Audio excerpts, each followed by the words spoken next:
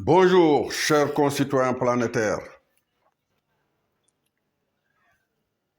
On revient aujourd'hui avec notre 24e sortie. Continuer dans la foulée sur le principe de décodage, de décryptage du message coranique. J'ai reçu, certes, des commentaires ou des encouragements sur la profondeur du raisonnement, la sublimité de la démonstration, de la création ou de la forme humaine. Mais cela ne dénote qu'une chose, qu'il y a une autre façon de revoir le Coran. Il y a une autre façon de comprendre la religion et que dans tout cela, derrière, il y a un projet, le projet de société que véhicule la religion. Mais dans le contexte actuel, où on a reçu une religion dont le but est d'enseigner à l'homme, de ramener à l'homme dans sa réalité de personne humaine, de pouvoir, par exemple, se considérer être le représentant de Dieu sur terre. Et de notre côté, on a la religion, la science, chapeautée par l'Occident, qui fait fi de tout cela, qui ne marche qu'avec la cogitation intellectuelle et qui nous a amenés au bord du gouffre.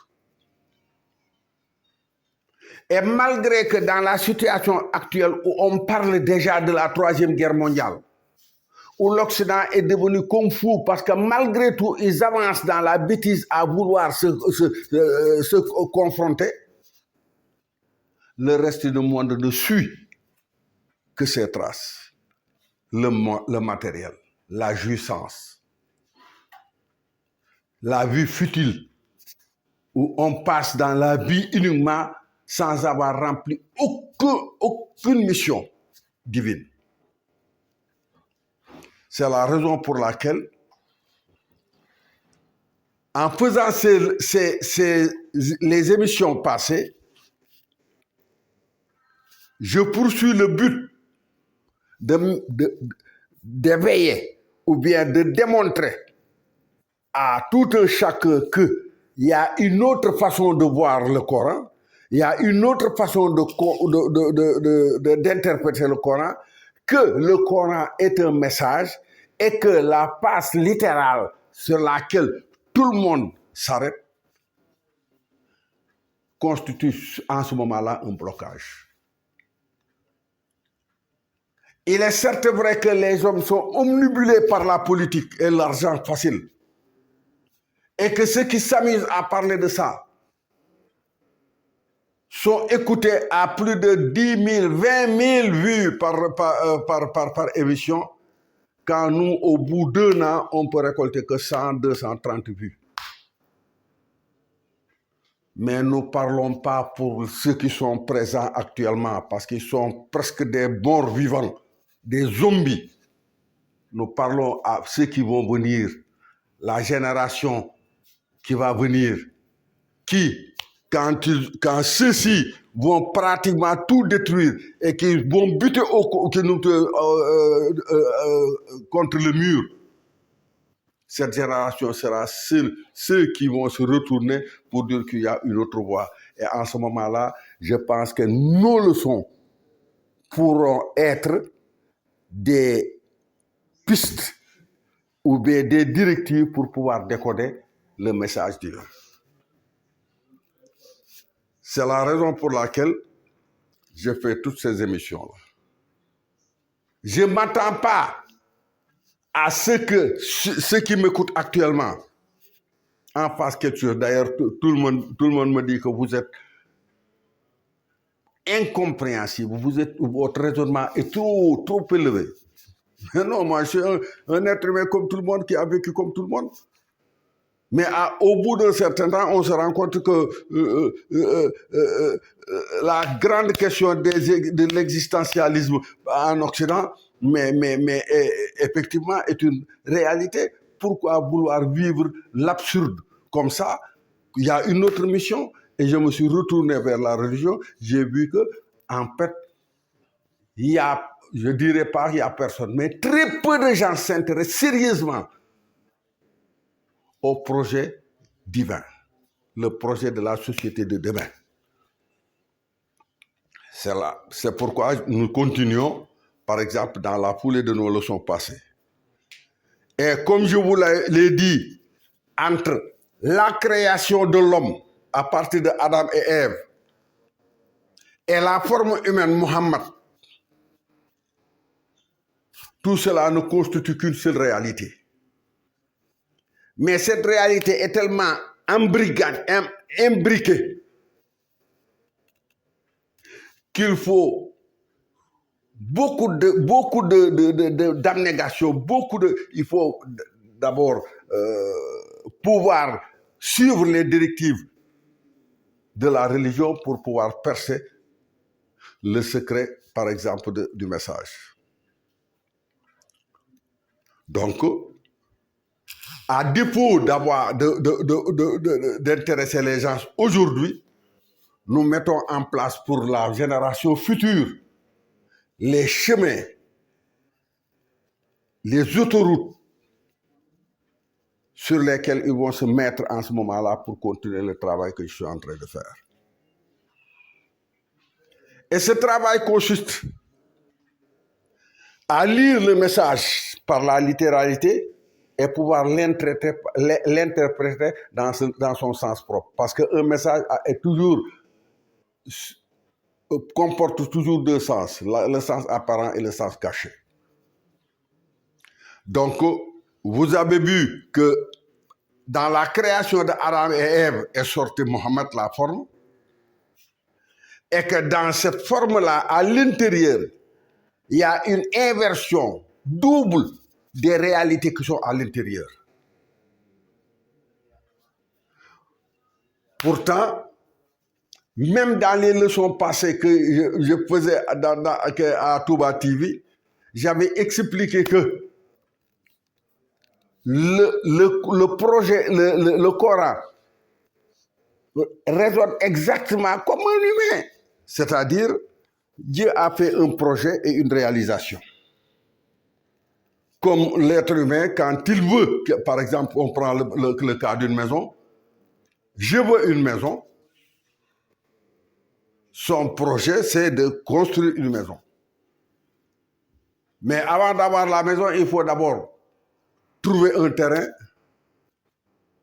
chercher de l'argent pour l'acheter, avant de passer par le dessinateur et le maçon. Mais entre le projet d'avoir une maison, le terrain vide qu'on a acheté et la maison, quand elle est finie, il y a un boulevard entre les deux. Et c'est dans ce sens-là que j'avais axé les leçons passées, et je vais vous démontrer encore dans le Coran, où Dieu nous dit qu'il n'a rien oublié, que cette démarche-là existe dans le Coran et d'une façon très claire. D'abord, Dieu a fait un projet et une réalisation. Le projet divin. Dieu nous dit que en parlant aux anges avant la création, il a dit aux anges, wa iz qala rabbuka lil malaikati inni ja'ilun fil ardi khalifatan. Je vais mettre sur pied, je vais instituer sur terre un représentant. Voilà le projet. Le projet divin, c'est instituer, mettre en place sur terre un représentant qui commande la terre. Mais dans la réalisation de ce projet, toujours en parlant aux anges, il leur dit, toujours,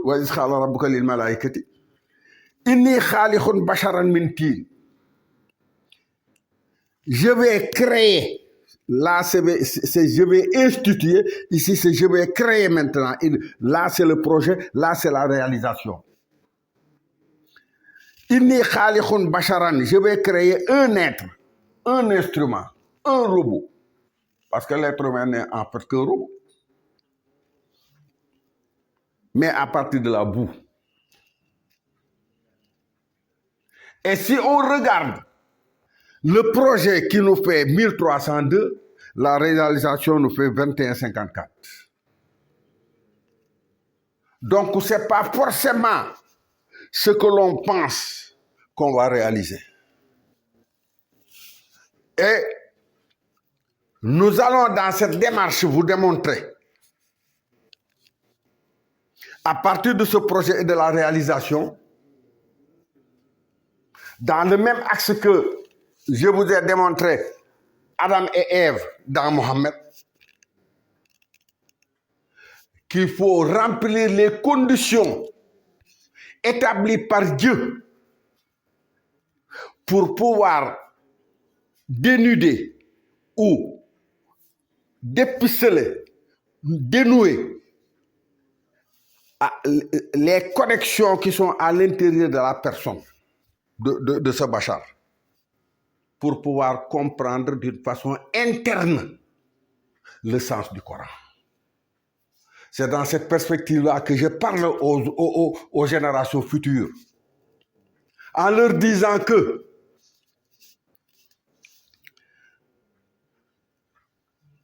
le principe, comment dénouer cette réalité intérieure à l'intérieur, c'est par la prière musulmane. Et ça aussi, nous allons mettre en place un livre pour expliquer pourquoi la prière musulmane, quel geste, n'importe quel geste, ce que cela signifie, pour pouvoir mettre en connexion l'abstrait divin et le concret humain. Donc, suivez-moi dans ces dernières leçons. D'ailleurs, avec le manque d'intérêt, par exemple, des autres, peut-être je vais encore faire 2 leçons, nous arrêter pour pouvoir attaquer d'autres sujets. Parce que l'essentiel est pour la génération à venir de pouvoir avoir une idée sur les différents chemins balisés par le Coran afin de pouvoir naviguer, mettre en place, remettre en ordre l'organisation divine. Donc, à notre prochaine leçon.